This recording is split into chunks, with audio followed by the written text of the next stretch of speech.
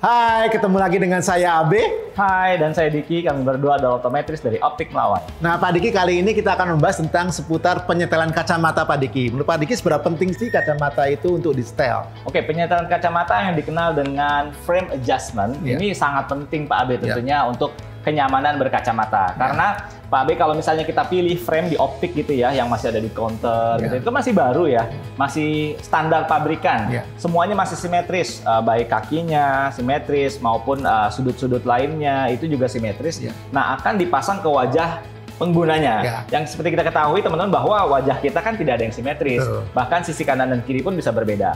Contoh yang paling gampang adalah alis mata. Seringkali alis mata itu bisa tinggi sebelah. Nah, disinilah diperlukan yang namanya frame adjustment. Secara aktual menyesuaikan yang tadinya standar pabrikan menjadi sesuai dipakai di wajah kita dan dipakai jadi simetris. Oke, jadi kalau misalnya kita beli kacamata itu memang harus dipasin karena sesuaikan dengan bentuk wajah kita, Pak Diki ya. Oke, kalau bagian-bagian frame-nya Pak Diki yang bisa di-setel bagaimana aja ya? Nah, bagian-bagian yang paling sering butuh di-setel adalah yang pertama adalah bagian tempel atau bagian kaki kacamata. Kadang kita tahu ya bahwa memang kalau waktu baru tuh frame itu ada size-nya waktu kita sedengin gitu Pak Abi. Tapi nggak jarang juga kita ketemu bahwa ya mukanya kecil tapi tulang kepalanya besar. Nah, hal ini kalau tidak dilakukan adjustment nanti kacamata yang dipakai itu bisa terlalu besar, melorot atau juga bisa terlalu kencang dipakai. Makanya kita harus sesuaikan dengan kontur wajah dan kepala. Kalau memang misalnya tulang kepalanya besar, kita lebarkan. Atau misalnya begitu juga sebaliknya Pak B, kalau sempit berarti kita sempitkan. Supaya nanti dipakai di wajah lebih stabil lagi. Oke, dan selain bagian samping, tempel juga akan ada bagian nosepad. Jadi teman-teman kalau bagian hidung itu perlu di-setel karena memang konstruksi hidung tiap-tiap orang berbeda. Jadi yang di-setel nosepadnya ya, bukan hidungnya. Dan kemudian memang bagiannya akan sedikit lebih lama. Dan juga untuk teman-teman yang milih frame asetat berbahan plastik itu kan nggak ada nosepadnya. Jadi pastikan saat teman-teman milih frame bahan asetat, pastikan udah napak, sudah duduknya udah bagus di hidung kita sehingga saat dipakai nanti itu kacamatanya nggak akan melorot. Ya, karena memang seperti Pak B sebutkan tadi, hidung kita tuh sangat bervariatif.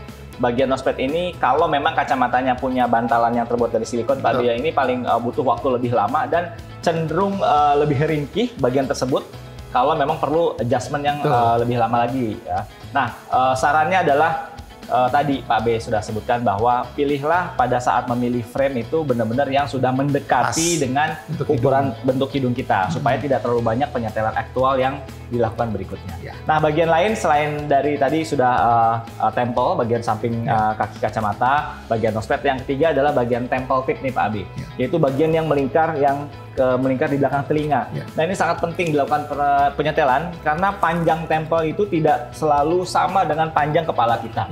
Nah, apabila panjangnya tidak sesuai, kalau tidak di-adjust, maka frame-nya nanti akan sering melorot-melorot Pak Abe. Apalagi kalau kita banyak beraktivitas dengan mobilitas tinggi ataupun saat kita berkeringat. Makanya perlu dilakukan penyetelan agar sesuai dengan lakukan telinga kita Pak Abe. Nah, Pak Diki boleh nggak sih tadi kita tahu bahan-bahan frame yang akan di-setel.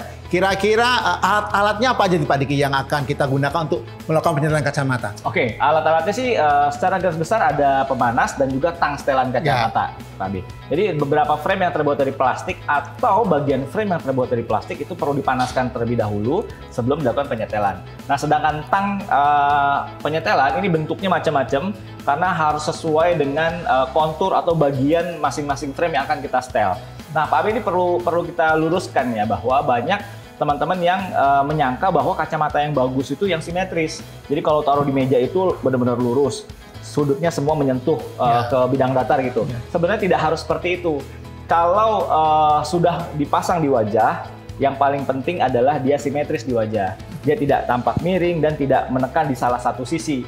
Nah, kadangkala karena wajah kita tidak simetris dan sudah dilakukan penyetelan aktual, nah kacamata kalau kita taruh di meja memang agak jingkat, kita agak jinjit. Nah, itu tidak masalah. Yang penting saat dipakai dia lurus. Betul sekali Pak Diki. Nah, kita udah optometrisnya udah terlatih, kemudian alat-alatnya udah lengkap tadi, pemanas, ada tang segala. Kira-kira masih bisa patah nggak Pak Diki kalau setel nanti ya? Oh, kalau patah pasti bisa. Karena kan memang yang namanya bingkai kacamata terbuat dari benda padat. Ada yang dari metal, ada juga dari plastik ya. Pasti bisa patah. Apalagi kalau sebelum datang ke optik kondisinya sudah pernah jatuh atau pernah kedudukan atau tertekan, pasti dia akan bengkok. Nah, si optometris tadi akan berusaha untuk bikin simetris lagi atau mengembalikan ke posisi semula. Nah, benda padat yang sudah bengkok, kita bengkokkan balik lagi kan ada resiko terjadinya retak di situ. Ya. Ataupun yang paling mengkhawatirkan adalah bisa patah gitu ya. Nah, jadi proses penyetelan kacamata memang ada resikonya.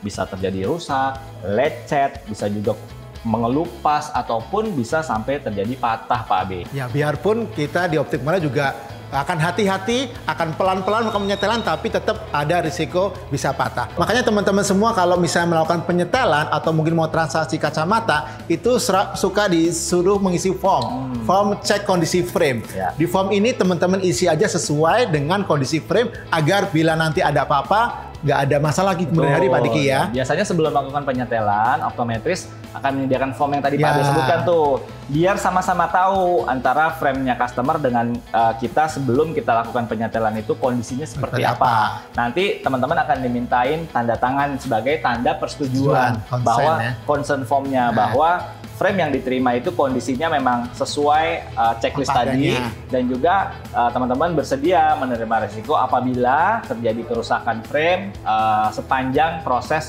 perbaikan penyetelan kacamata tadi. Oke, sekian untuk sharing-sharing ilmunya hari ini. Jika teman-teman ada pertanyaan lebih lanjut, bisa langsung kunjungi gerai Optik Melawai terdekat atau kunjungi website kami di optikmelawai.com. Dan jangan lupa untuk subscribe, like, share, serta tuliskan di kolom komentar kira-kira materi apa lagi yang ingin kita bahas berikutnya seputar kesehatan mata, kacamata, dan juga lensa kontak. Dan jangan lupa cek akurat, mata sehat. Dah.